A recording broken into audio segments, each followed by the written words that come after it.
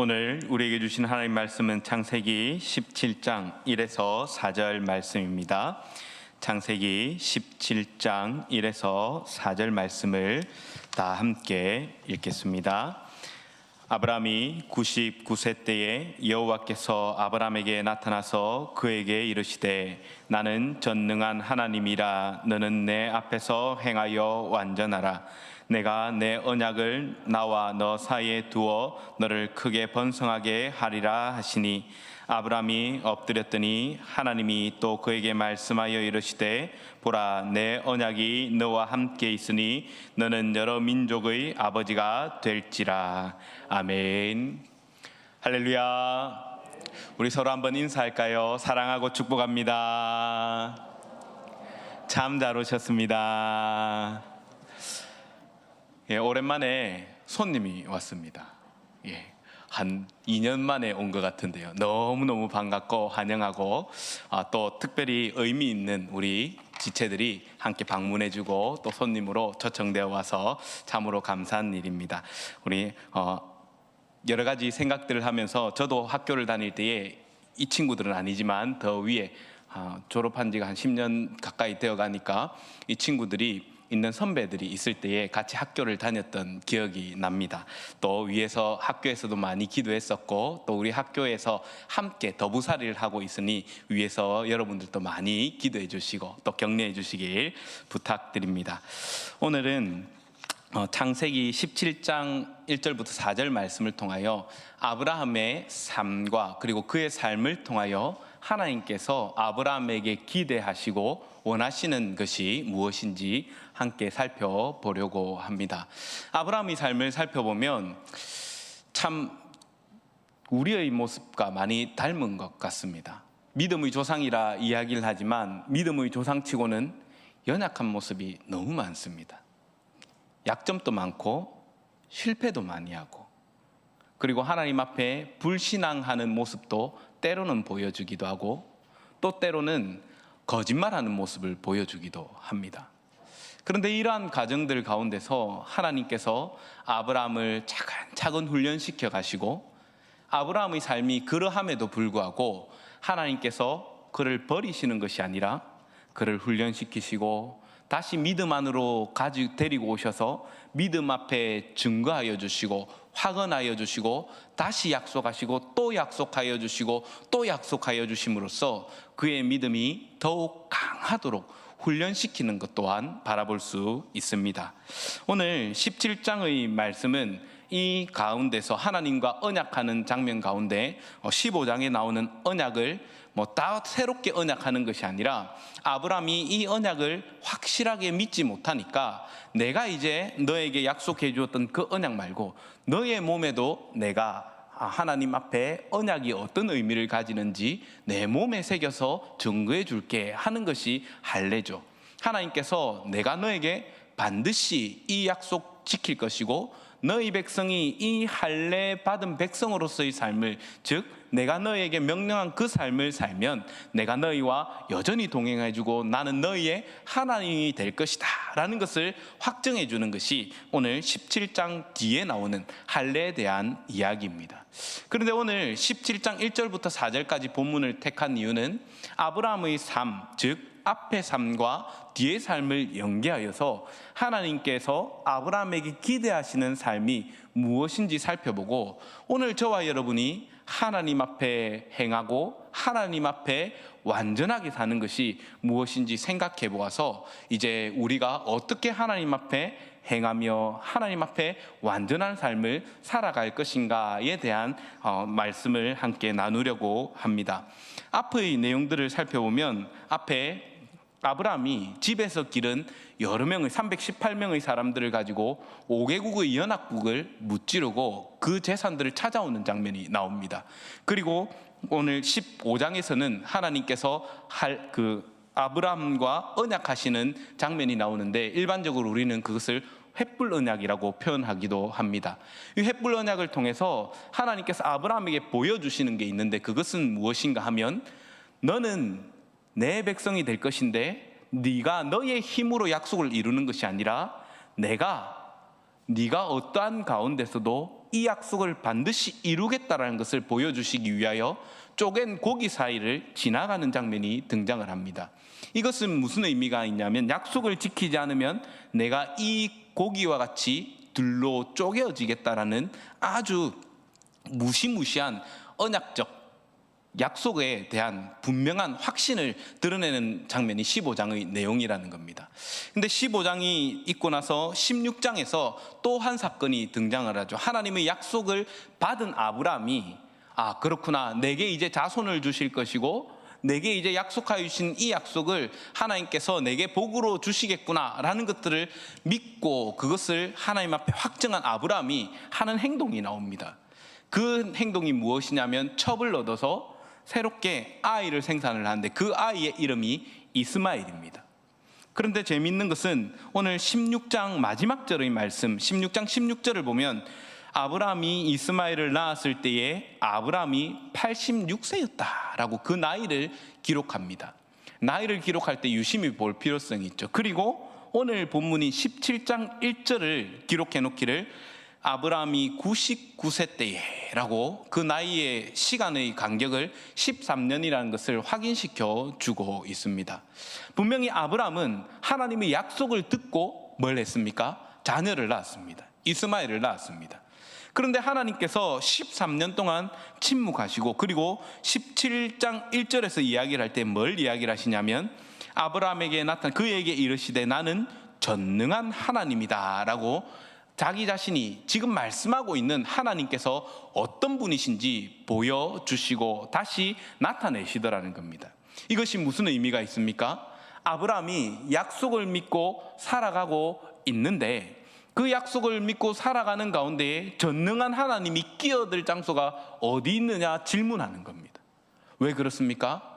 하나님의 전능함을 믿는다는 것은 하나님의 약속을 신뢰하고 하나님 바라는 방법대로 약속이 성취되기를 기다려야 되는 거거든요.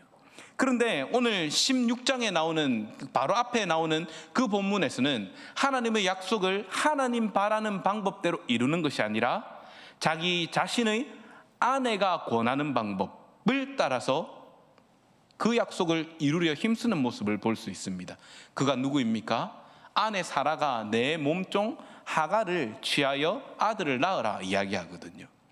그런데 이 내용은 또 하나의 사건을 생각을 나게 하는데 창세기 3장에 나오는 아담과 하와의 범죄함을 생각나게 합니다. 왜 그렇습니까? 하나님께서 명령하신 것은 네가 선악을 알게 한 나무의 열매를 먹지 말라는 명이었습니다. 그러나 아담은 하나님의 말씀을 듣지 않았고 아내 여자의 말을 들음으로 인하여 하나님을 반역하는 존재가 되었죠. 마찬가지입니다. 오늘 본문 바로 앞에 나오는 아브라함 역시 사라의 이야기를 듣고 하나님께서 약속하신 그 약속을 잊어버렸던 것입니다. 하나님께서 이루신다라고 이야기를 할 때에 상식적인 방법으로 이루시는 게 아니잖아요. 그 앞에 삶을 보면 아브라함이 사라를 여러 번 빼앗길 뻔하였습니다. 근데 그때마다 하나님께서 특별한 은혜를 더하셔서 그 안에 사라를 찾아오도록 하십니다. 무슨 의미냐? 하나님께서 사라 없이 이 약속을 이루시지 않겠다는 의지를 계속해서 보여주고 있으셨던 거죠. 그런데 이 사라가 권하였던 이유도 말씀을 16장의 내용을 살펴보면 내가 이제 경수가 끊어져서 생리가 끊어져서 더 이상 아이를 생산할 수 없는 몸이 되었다라는 겁니다. 하나님 약속을 이룰 수 없다라는 거죠.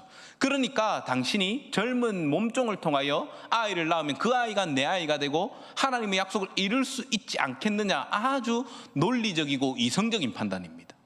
그러나 중요한 것은 오늘 17장 1절에서 이야기를 하는 것과 같이 하나님께서 나타나셔서 나는 전능하다라고 말씀하고 있다는 겁니다. 내가 약속한 거 못 이루는 하나님 아니라, 내가 너에게 임신치 못하게 하는 하나님 아니라, 네가 그 경수가 끊어지고 더 이상 생산할 능력이 없는 그때까지 하나님께서 일부러 기다리신 거예요. 왜요? 언약을 이루시는 것은 아브라함의 능력과 아브라함의 힘을 통해서 이루는 것이 아니라 횃불 언약을 통하여 보여주셨던 것처럼 소망이 없는 가운데 죽은 태를 통하여 다시 생상케 하는, 마치 부활한 예수 그리스도께서 죽은 가운데 불가능한 가운데 부활하신과 같이 하나님께서 죽은 태를 살리셔서라도 하나님의 약속을 이루실 수 있다라는 것을 보여주시고자 하시는 그 내용이 담겨 있는 것이 나는 전능한 하나님이다 라는 이 말씀을 통하여 표현되고 있습니다. 그리고 하나님께서 말씀하십니다. 너는 내 앞에서 행하여 완전하라. 이 말은 바꿔서 이야기하면 아브라함아, 너는 내 앞에서 행하지 않는구나. 또 한마디 더 있죠. 너는 내 앞에서 완전하지 않구나. 이 두 문장을 합해서 내 앞에서 행하여 완전하라 라고 그렇게 말씀해 주고 있는 것입니다. 아브라함은 자기가 아들을 낳았을 때에 얼마나 기뻐했겠습니까? 너무 기뻤을 겁니다. 그러나 하나님의 반응은 아브라함의 기쁜 마음과는 반대입니다. 13년 동안 침묵하셨고 처음 다시 아브라함에게 나타나셔서 하신 말씀이 아브라함아 너는 내 앞에서 행하지 않았구나. 그리고 아브라함아 너는 내 앞에서 완전하지 않구나. 이 말씀을 하고 있다라는 겁니다. 하나님께서 아브라함을 참 기뻐하시고 사랑하십니다.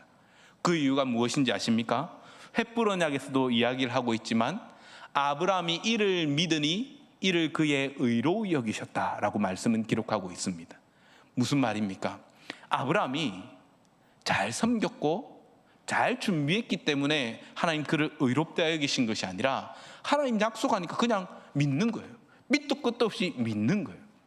그러면 여기에서 17장 1절에 하나님 너는 내 앞에서 행하여 완전하라 라고 이야기를 할 때에 아브라함이 행하여 완전할 수 있는 방법은 무엇이냐면 하나님의 약속을 믿고 바라보는 거라는 겁니다.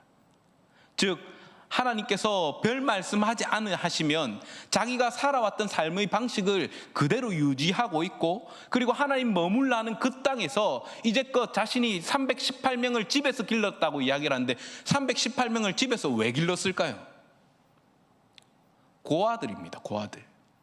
갈 데가 없으니까 식솔로 거둬들인 거예요. 아브라함이 아무것도 안 한 것 아니고 아브라함이 그 시대에 많은 사람들이 버려버리고 아이들을 아무렇지도 않게 하찮게 여길 그때에 아브라함은 자기 집으로 심지어 자기 집에서 기른 엘리멜렉을 내 양자로 삼아서 이거 내 재산 전부 다 이 아들에게 이 양자에게 주려고 합니다 라고 이야기를 할 만큼 그 종들을 다만 종으로 여기고 집에서 길린 자로 여기는 것이 아니라 그를 사랑하고 그들을 존대했다는 것을 볼 수 있습니다. 무슨 말입니까? 아브라함은 살면서 그냥 산 것이 아니라 베푸는 삶을 살았고 그리고 소돔과 고모라 성에서 그들이 다 빼앗겨 갔을 때도 자기 집에서 기른 사람 가지고 가서 데리고 가서 그 물건 다 찾아와서 자기가 먹는 것이 아니라 그들의 주인에게 다시 돌려주는 것도 볼 수 있다는 거예요. 무슨 말입니까?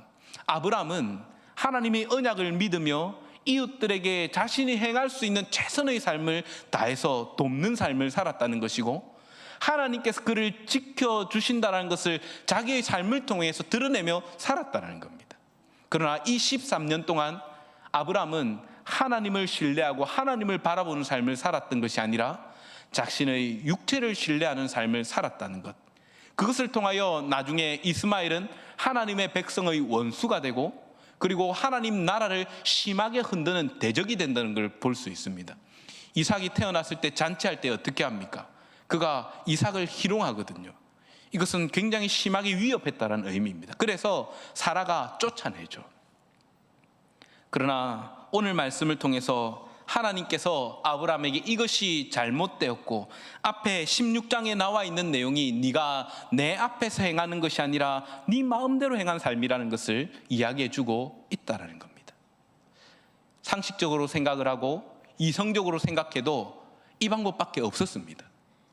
그런데 하나님께서 원하시는 것은 상식적이고 이성적인 방법이 아니라 네가 살아가는 그 삶, 그대로 내가 너에게 요구하는 그 삶을 살아가기를 기대하시더라는 겁니다. 오늘 저와 여러분이 하나님의 백성으로 부름받았습니다. 우리에게 기대하시는 것, 우리는 생각할 때에 하나님의 영광을 이야기하고 하나님의 약속을 이룬다라고 이야기를 할 때에 참 아브라함과 같이 16장에 나오는 이 모습과 같은 모습들로 하나님의 영광을 쫓으려 하는 인생은 아닌지 모르겠습니다. 무슨 말입니까? 우리는 하나님께 영광이 되는 것이 무엇이냐라고 아이들에게 가르칩니다. 하나님께 영광이 되는 것이 무엇이냐라고 가르치면서 무엇이라고 가르칩니까? 야, 니 이렇게 해서 하나님께 영광이 되겠냐? 한 번도 안 해보신 분 한번 손 내려보시겠습니까? 예. 전부 다 안 해보셨습니까? 예. 아마 안 해보신 분이 없으실 겁니다. 자녀들을 양육하면서. 무슨 말입니까? 하나님의 영광이 되는 것을 누가 평가하고 누가 가르친단 말입니까? 내가 정하고 있다는 겁니다. 아브라함이 하나님께 영광이 되고 아브라함이 하나님의 기쁨이 되는 것을 뭐라고 이야기를, 하나님 앞에 행하고 하나님께 완전하는 것을 내가 생각하여 내가 그 언약을 이루겠다는 그 의지 속에 담음을 통하여 하나님의 약속을 내가 성취하고 말겠다라고 이야기하고 있다는 겁니다. 그의 삶을 통해서. 그러나 하나님께서 나타나셔서 오늘 본문에서 이야기를 하는 것처럼, 아니야, 네가 행하는 것 아니고 네가 완전해지는 것 아니고 내가 너에게 행한 그것들 행하여야 되고, 내가 너로 하여금 완전하게 기대하는, 너로 하여금 완전하게 하다라고 이야기하는 그것 가지고 완전해져야 되는데, 너는 그것과 관계없이 행하고 있고 너는 그것과 관계없이 완전해지려 하고 있구나 라고 하나님께서 그렇게 아브라함에게 질책하고 있다는 겁니다. 하나님께서 2절에서 내 언약을 너와 나 사이에 두어라고 이야기합니다. 말씀하십니다. 그 언약이 무엇입니까? 하나님께서 이루시겠다라는 겁니다. 이 약속 내가 붙들고 가겠다라는 겁니다. 내가 너한테 이삭 주겠다라는 겁니다. 17장에서 이야기를 하고 있는 그 내용, 18장에서 17장에 이어서 할례에 이어서 약속해 주시는 게 그 내용 아닙니까? 내가 너에게 이삭 주겠다라는 겁니다. 그런데 아브라함은 이거 기다리지 못했던 거죠. 하나님께서 기대하시는 바가 무엇이었습니까? 기다리는 겁니다. 육체의 소망이 끊어질 때까지 기다리심입니다. 그런데 우리의 마음은 자꾸만 급합니다. 그러니 뭐 하려고 합니까? 하나님의 영광을 빨리 나타내고 싶은데 사실 하나님의 관심과 전혀 관계가 없습니다. 하나님 하나도 안 원하시는데 내 생각에 하나님께 영광이 되는 것 같은 거예요. 공부 1등 하는 게 하나님 영광이 되는 것 같은 거예요. 대학 잘 가는 게 하나님께 영광이 되는 것 같은 거예요. 시험 잘 치고 좋은 직장을 가지는 게 하나님께 영광이 되는 것 같은 거예요. 아브라함이 원했던 거 그거 아닙니까? 아브라함이 두려워했던 건 뭡니까? 아브라함이 두려워했던 것은 아브라함이 출산하지 못하고 생산하지 못하는 옆에 사람들이 봐라 하나님께 복받았다라고 이야기를 하면서 아들도 없잖아, 후사도 없잖아 라고 이야기를 하는 것, 얼마나 듣기 싫은 소리가 될 수 있겠습니까? 그런데 하나님께서 원하시고 기뻐하시는 것은 그런 가운데에서도 그것을 인내하고 견딤을 통하여 여전히 내가 하나님을 신뢰하고 내 손에 잡히는 것 없고 내 눈에 보이는 것 없어도 그것 붙들고 살아간다는 믿음으로 사는 것 아닙니까? 그런데 우리는 자꾸만 나의 시선과 나의 생각을 통하여 하나님의 영광을 정의하고 하나님 앞에 살아간다는 것을 정의하는 것은 아닌지 모르겠습니다. 하나님의 관심은 다른 데 있습니다. 그렇다면 오늘 저와 여러분들이 하나님 앞에 행하고 완전하다는 것을 어떻게 받을 수 있을까요? 하나님 앞에 행하는 것, 그것은 말씀을 순종함으로 사는 거죠. 안식일을 기억하여 거룩히 지키라. 그 외에도 수많은 이웃을 어떻게 사랑할 것인지, 그리고 우리가 교회를 섬길 때 어떻게 섬겨야 될 것인지, 그것을 따라 살아가는 거죠. 세속의 눈으로 보면 교회가 하는 일들이, 또 사업하는 것들이 세상을 따라가면 안 되는데 세상에 좋은 온갖 방법들을 가지고 와 교회를 가꾸려 하고 있지는 않는가, 우리 자신을 한번 돌아봅시다. 돈이 되지 않으면 그것을 하지 않으려고 하는 것은 우리의 모습이 아닌가 한번 돌아봅시다.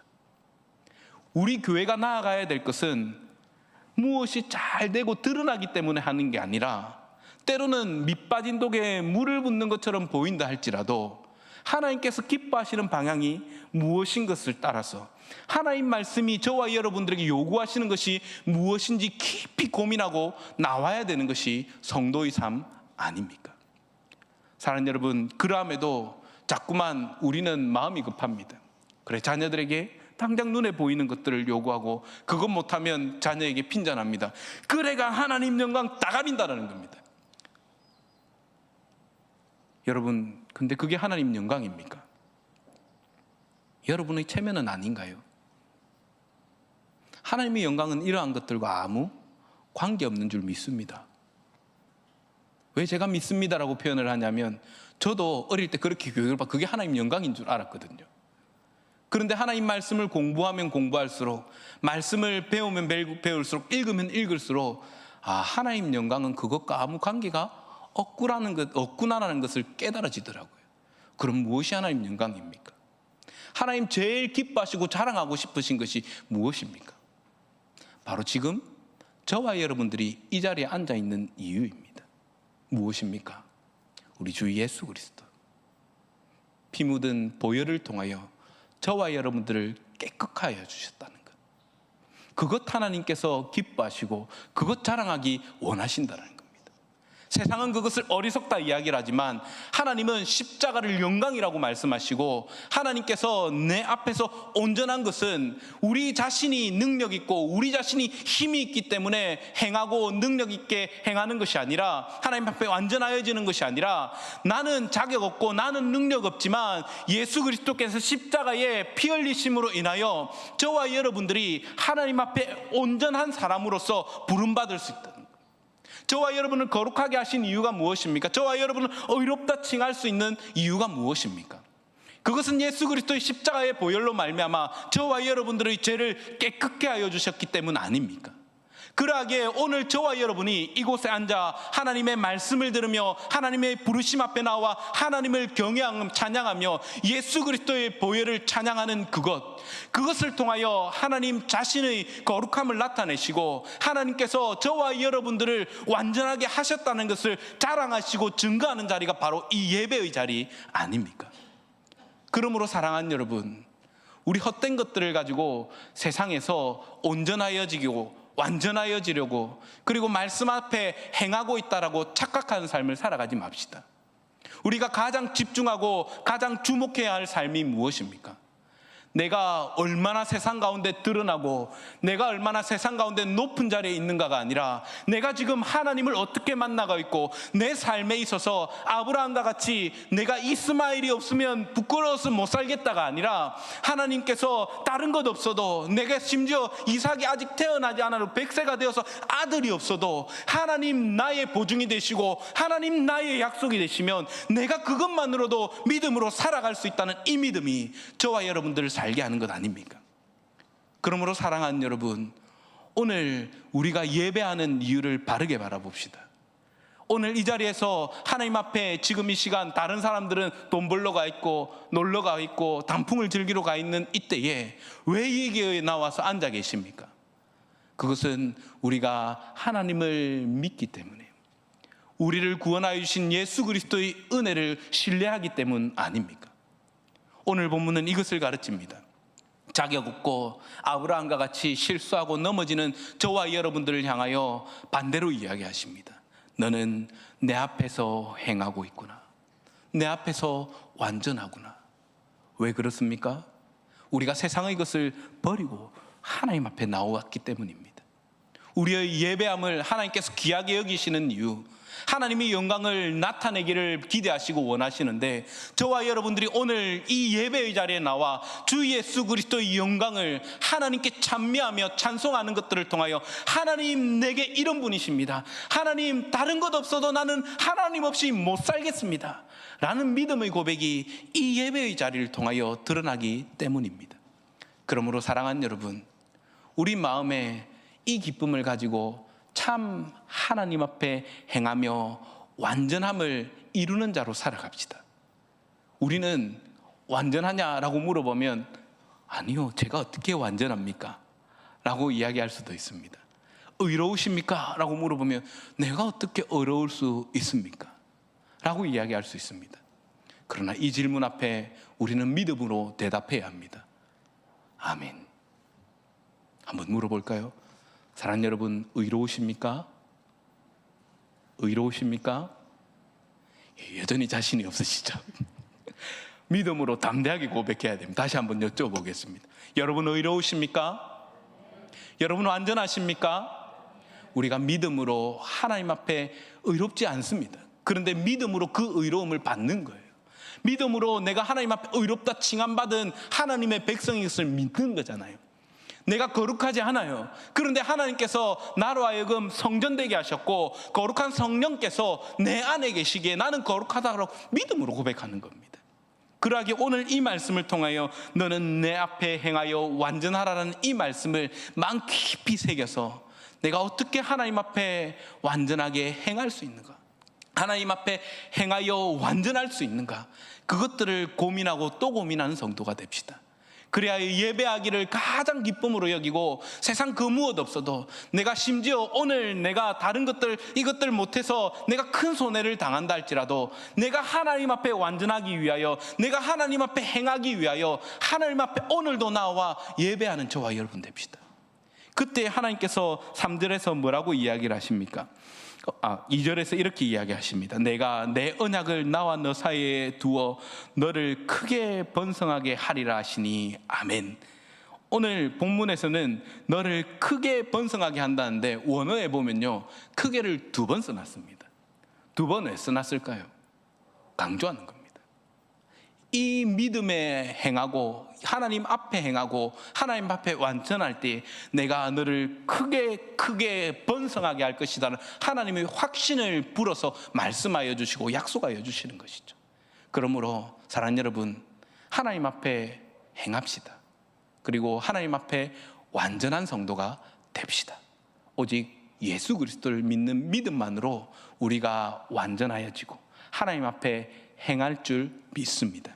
그러므로 이 예수님 붙들고 오늘도 하나님 앞에 온전함을 입는 저와 여러분 되기를 간절히 소망합니다. 우리 마음을 모두 잠시 기도합시다. 하나님, 연약한 우리를 백성 삼아주시고 자녀 삼아주셨사오니 하나님, 우리로 하여금 완전하게 행하게 하여 주시고 하나님 앞에 온전하게 행하여 주옵소서 하는 기도 제목을 가지고 잠시 마음을 모두 함께 기도하겠습니다. 오 하나님 아버지, 연약한 우리들을 자녀 삼아주시고 백성 삼아주시니 감사합니다. 하나님 앞에 설 때 우리가 부끄러운 것 투성이며 연약한 것 투성이오나 하나님께서 더하여 주신 그 은혜를 통하여 날마다 더하여 주시는 위로를 통하여 더욱 하나님 앞에 크게 복 주시겠다 약속하신 믿음을 믿음으로 살아가는 백성 되게 하여 주옵소서. 눈에 보이는 것 없어도 손에 잡히는 것 없어도 하나님 우리의 소망 되심을 믿음으로 고백하는 성도 되게 하여 주시고 날마다 더하여 주시는 하나님의 위로 예수 그리스도를 통하여 우리 가운데 온전하게 하시며 완전하게 하시며 거룩하게 하시며 의롭게 하신 하나님 앞에 나아갈 수 있는 우리들 되게 하여 주옵소서. 세상의 기준을 따라 자꾸만 우리 자신을 낮추는 자 되지 말게 하여 주시고 우리로 하여금 거룩하게 만들어 주신 하나님의 은혜를 더욱 바라볼 수 있는 거룩한 백성 되게 하여 주옵소서. 아버지 하나님 감사합니다. 연약하오나 우리로 하여금 하나님 앞에 행하게 하여 주시고 하나님 앞에 완전하게 하여 주심 감사합니다. 하나님, 우리를 이런 거룩한 존재로 또 온전한 존재로 불러주셨사오니 거룩함에 합당한 삶 살아가게 하여 주옵소서. 믿음의 삶 살아가게 하여 주옵소서. 감사하고 예수님 이름으로 기도합니다. 아멘.